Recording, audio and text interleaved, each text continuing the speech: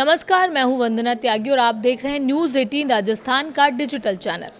अयोध्या के राम मंदिर से जुड़ी एक और बड़ी खबर इस वक्त सामने आई है। रामलला के दर्शन के लिए देश विदेश से आने वाले भक्त श्रद्धा से जो दान देते हैं, उसी दान के पैसों में करोड़ों की हेराफेरी का मामला सामने आया है। उत्तर प्रदेश सरकार अब इस पूरे दान चोरी केस की जांच सीबीआई या किसी दूसरी केंद्रीय एजेंसी को सौंपने पर गंभीरता से विचार कर रही है। इंडियन एक्सप्रेस की एक रिपोर्ट के मुताबिक मामला आर्थिक अपराध से जुड़ा है और इसमें गहन जांच की जरूरत है। इसलिए राज्य सरकार केंद्रीय एजेंसियों का विकल्प देख रही है। अभी तक इस केस की जांच एसआईटी यानी स्पेशल इन्वेस्टिगेशन टीम कर रही थी। एसआईटी को 15 दिन में रिपोर्ट देनी थी। प्रारंभिक रिपोर्ट मिलने के बाद राज्य सरकार ने एसआईटी को 15 दिन की और मोहलत दी है। अब एसआईटी को 15 जुलाई तक फाइनल रिपोर्ट सौंपनी होगी। सूत्रों के मुताबिक एसआईटी की टीम गुरुवार को फिर अयोध्या जाएगी। इस केस में अब तक का सबसे बड़ा अपडेट ये है कि अयोध्या पुलिस और एसआईटी ने मिलकर चोरी के पैसे बरामद कर लिए हैं। पुलिस ने 8 आरोपियों को गिरफ्तार किया है। ये सभी फिलहाल न्यायिक हिरासत में हैं। इन आरोपियों से पुलिस ने 89.80 लाख रुपए कैश बरामद किया है। इतना ही नहीं, पुलिस अब ये भी पता लगा रही है कि आरोपियों ने दान के चोरी के पैसों से कौन कौन सी संपत्तियां खरीदी। जमीन, मकान, गाड़ी, हर एंगल से जांच हो रही है।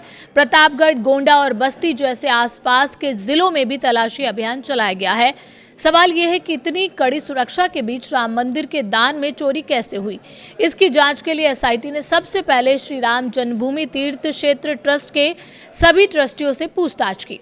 इसमें ट्रस्ट के महासचिव रहे चंपत राय, ट्रस्टी अनिल मिश्रा और गोपाल राव जैसे बड़े नाम शामिल हैं। सूत्रों के मुताबिक ट्रस्टियों से पूछताछ का मकसद ये समझाना था कि मंदिर के दान पात्रों में आने वाले नकद और कीमती सामान का मैनेजमेंट कैसे होता है, उनकी भूमिका और भागीदारी क्या है।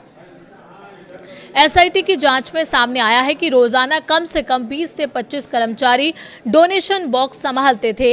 ये कर्मचारी दान पेटियों को विजिटर गैलरी से निकालकर उस हॉल तक ले जाते थे जहां गिनती होती थी। गिनती का पूरा काम 2 लोगों की देखरेख में होता था, सुभाष श्रीवास्तव और राम शंकर यादव, जिन्हें टिन्नू के नाम से भी जाना जाता है।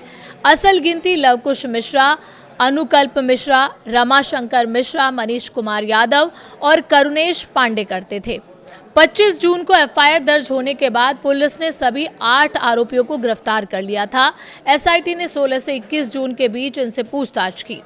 अब यहाँ एक और कड़ी जुड़ती है सैनिक सिक्योरिटी सर्विसेज। दरअसल एसबीआई यानी स्टेट बैंक ऑफ इंडिया ने दान में मिले पैसे की गिनती और उसे बैंक ब्रांच तक सुरक्षित पहुंचाने के लिए सैनिक सिक्योरिटी सर्विसेज को हायर किया था। ये एजेंसी मैन पावर को सिक्योरिटी प्रोवाइड करती थी। एसआईटी अब इस एजेंसी के सुपरवाइजर समेत शुरुआती स्तर के कर्मचारियों से भी पूछताछ करेगी और ये पता लगाया जाएगा कि क्या सिक्योरिटी में तैनात लोगों की भी मिलीभगत थी या लापरवाही हुई। आइए अब इस पूरे केस की टाइमलाइन समझते हैं।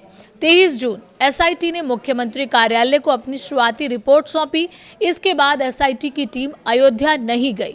25 जून अयोध्या पुलिस ने केस में एफआईआर दर्ज की। इसके बाद अयोध्या, प्रतापगढ़, गोंडा और बस्ती में ताबड़तोड़ छापेमारी शुरू हुई। 16 से 21 जून एसआईटी ने गिरफ्तार किए गए सभी आरोपियों से पूछताछ की। अब तक 8 आरोपियों को गिरफ्तार किया गया, जिनसे 89.80 लाख रुपए बरामद हुए। चूंकि मामला राम मंदिर जैसे संवेदनशील और देश की आस्था से जुड़े ट्रस्ट का है और रकम भी बड़ी है, इसलिए सरकार सीबीआई जांच की सोच रही है। आर्थिक अपराध में मनी ट्रेल, बेनामी संपत्ति, बैंक ट्रांजैक्शन, इन सब की गहराई से जांच होती है। सीबीआई के पास फाइनेंशियल फ्रॉड की जांच का ज्यादा अनुभव और रिसोर्स है। अयोध्या में भक्तों के बीच इस खबर से नाराजगी है। लोगों का कहना है कि वो अपनी कमाई का हिस्सा श्रद्धा से दान करते हैं। अगर उसमें भी घोटाला होगा तो आस्था को ठेस पहुंचती है। श्री राम जन्मभूमि तीर्थ ट्रस्ट का ये कहना है कि वो जांच में पूरा सहयोग कर रहा है। ट्रस्ट ने दान की प्रक्रिया को और पारदर्शी बनाने का भरोसा दिया है। मंदिर परिसर में डिजिटल डोनेशन और सीसीटीवी की निगरानी पहले से ज्यादा कर दी गई है। कुल मिलाकर राम मंदिर दान चोरी केस अब बड़ा रूप लेता जा रहा है। 8 गिरफ्तारी और 80 लाख की बरामदगी के बाद अब जांच सीबीआई के पास जा सकती है। बड़े सवाल अब भी बाकी हैं। पहला, क्या इस घोटाले का नेटवर्क सिर्फ इन 8 लोगों तक सीमित है या और बड़े नाम जुड़े हैं? दूसरा, चोरी का पैसा कितने समय और कुल कितना है? और सिर्फ 89.80 लाख पकड़ा गया है। तीसरा, ट्रस्ट की इंटरनल ऑडिट व्यवस्था में कहां चूक हुई कि सालों तक ये खेल चलता रहा। 15 जुलाई को एसआईटी की फाइनल रिपोर्ट आने वाली है। उसके बाद ही तय होगा कि केस सीबीआई को जाएगा या नहीं।